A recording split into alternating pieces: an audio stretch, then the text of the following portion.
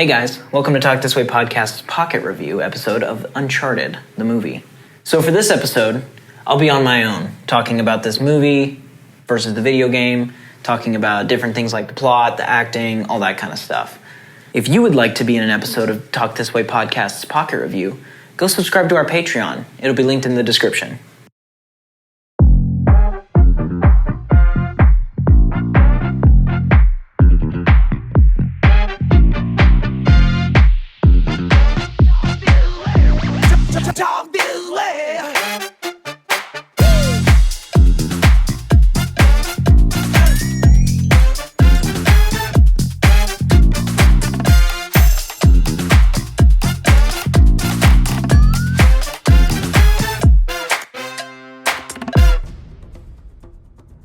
Hey there everyone, welcome to Talk This Way Podcast pocket review episode of Uncharted, which is a movie based off of a PlayStation exclusive video game by Naughty Dog.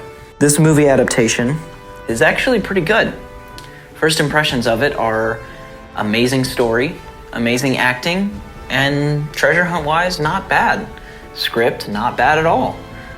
This movie's actually really good, and it's done really well. I will say though, if you're going to see this movie and you're expecting the same exact thing that Naughty Dog gave you in Uncharted 1 through 4, you will be disappointed. It is not the same. While the character names are pretty much the same, they do not act necessarily the same way. They don't react the same way to things. The way that this story of the movie uses them is very different than Naughty Dog. Sully is a much different character in this. He's more greedy. He's more worried about himself. He doesn't give a crap about Nathan Drake, the main character. If you've played the video games, you would know that Sully is Nathan Drake's companion, who's, again, the main character. And in the movie, it's the same deal, except Sully is introduced as a brand new person and is, lo and behold, a not nice person to anybody, not even Nathan. In the video game, he is very nice to Nathan and ends up taking a bullet for him, which is a huge part in the first game, which is really cool. But in this, it takes a lot for him to sort of develop that relationship with him, which is cool. I'm not saying it's a bad thing. I actually really like the way that they did it. They were very independent in their storytelling, which I appreciate. So I would go into this movie with the expectation of this is an adaptation. They're using an IP that was already created and doing something of their own, if that makes sense. Sort of like a fan fiction. Watch this movie like you would read a fan fiction of something that you care about, like a Star Wars trilogy or Harry Potter or Lord of the Rings. Something that a fan of those movies or games or whatever you want to call it wanted to do their own spin at it.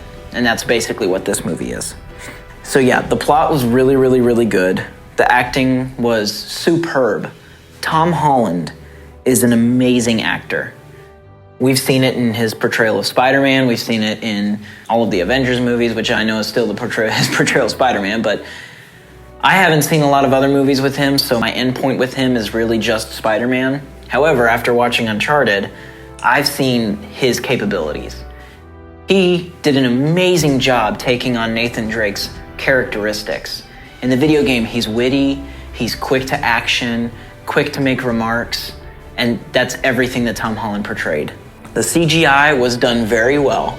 There weren't many moments when I was like, okay, wow, that was a little much. There was one that was a little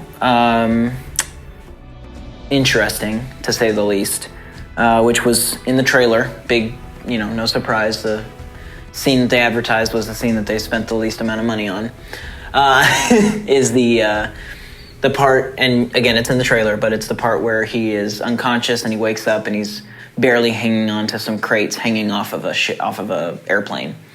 And he has to climb up the airplane or climb up the falling crates to get back up to the airplane. Anyway, CGI during that was not great, but overall, entire movie, not bad. The overall tone and time, it didn't feel like it was dragging on. It didn't feel boring. There wasn't a moment where I was like, oh my gosh, please move on. It was actually really entertaining the entire way through. Here are a couple big thoughts that I have. They did a really good job not trying to be a movie version of the video game. Like I said before, they really kind of put their own spin on it, and I appreciate that. If you think about movies that did try to do the exact same story or the exact same plot line as a video game, it never ends well. And the reason should be obvious. If the game did it so well, you either have to do it better or do it up to par. And that's a very big expectation, especially with people who love those games that you portray. The first Mortal Kombat movie, not good. Assassin's Creed, not good. And those are just a couple examples. Now, the newest Mortal Kombat did similarly what they did here with Uncharted, where they used the same characters, they used the same plot ideas, but they did their own thing. They took their own spin off of it, and they made something new with the same IP. That's exactly what they did with Uncharted. The humor was amazing. I found myself laughing a lot. Not in the way that it's like a comedy, but just like I do with the video games. I was just having a good time. I was enjoying myself. It was really, really good. And the jokes that Nathan made, I resonated with. I laughed at, obviously. The theater was laughing with me. It was a really good time. So yeah, like I said, Tom Holland was amazing in this movie. And I truly believe he needs some form of an award. I know he's only done 2 portrayals that I can think of. He's probably done more, but there's only 2 that I know that he's in. 2 movies that I know that he's in right now. And it's this one and then his portrayal of Spider-Man. I would say if you haven't seen No Way Home, go see it. But his portrayal in that was amazing. Better than all of the other Avengers movies or anything that he's done. And then his portrayal in this as a completely different character and a completely different person. I mean, come on. The dude needs some credit. So, spoiler alert, there was a twist at the end. And I wasn't a big fan.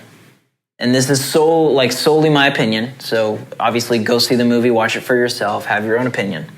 But there's a main villain, and then there's a secondary villain. Similarly to Uncharted 4, it's a person... In Uncharted 4, there was the person who was looking for the treasure along with Nathan Drake. His name was Rafe. And then he hired a mercenary group to fight with him. And the leader of that group her name was Nadine. Now, in this movie, there's a similar character, completely different name for both of them. It's not Rafe and it's not Nadine. I don't remember what the names were, but it's a dude and then a African-American woman, or white dude and African-American woman, similarly to the game. And, things are normal, things are cliche, things are happening as the story progresses. Their characters develop and blah, blah, blah. We get to close to the end. They're about to find the treasure, and you think that the main bad guy is going to last, and it's going to get to the end, and he's going to fight Nathan, and there's going to be this cool ending, bad guy fight. And no, that's not what happens. The female lead for the bad guys, she kills him and becomes the new main bad guy. And I just feel like it was unearned, undeserved. There was no reason for it. It just was not done very well. And so, the bad guy, the main bad guy, had a reason for what he was doing. He had, there was heart behind it. Again, spoiler alert, but he murdered his own father to get to where he was to find the treasure. There's some meat on those bones. And for the chick, it was really just greed. It was just I could use more money if I just killed you, And that's just not, I don't know, it doesn't seem good to me. The treasure hunt was incredibly well designed and incorporated throughout the story. If you've seen other treasure hunting movies and some other games, the story is not great. It kind of relies heavily on the puzzles and on different things, and you're just like, oh my gosh, why? This feels like you're just delaying the inevitable here.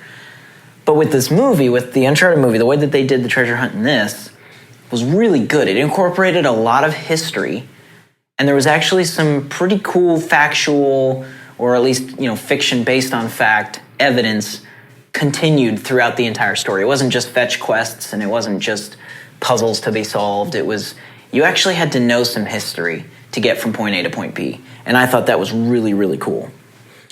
So yeah, final thoughts. It was really good. Don't watch it thinking it's going to be like or more of the game. It's not. It's its own thing. Think of it like a fan fiction. And then the acting in it was, again, incredible. Tom Holland deserves something, some sort of award.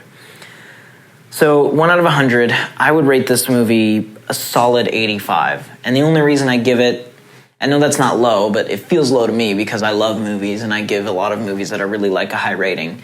But the only reason I give it an 85 was really for the main, the female villain lead. I feel like her character was not very well done. I barely knew who she was or what she was about or what her whole point was in the story other than a hired mercenary, which I know is the point, but in the game, you know, Nadine is such a developed character. And you just learn to, even though she's on the bad guy's side, you learn to really enjoy her and her being in the story, even though she's an opponent. In this, they could remove her, they could leave her in. I wouldn't really be able to tell the difference or know or care. So yeah, that bumps it down from a 95 to an 85 because 95 is what I was going to give it. So yeah, anyway, thank you guys for listening. I know this was a short episode. I know I was on my own for this one, but I appreciate you guys hanging in there. And on the main channel, we have M. Night Shyamalan's Signs coming up, so stay tuned for that. Super excited for the future. We'll see you guys later.